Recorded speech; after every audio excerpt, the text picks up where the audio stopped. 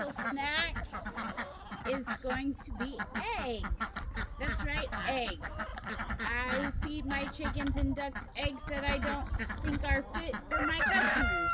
So when I'm washing and I see one that has maybe a crack, I might eat it for the family.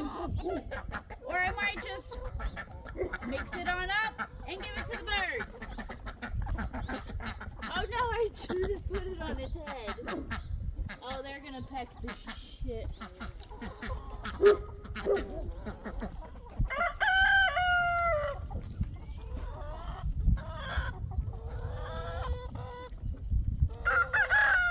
As you can see, it's a major hit. These are my oldest. They want seeds. They don't care about eggs.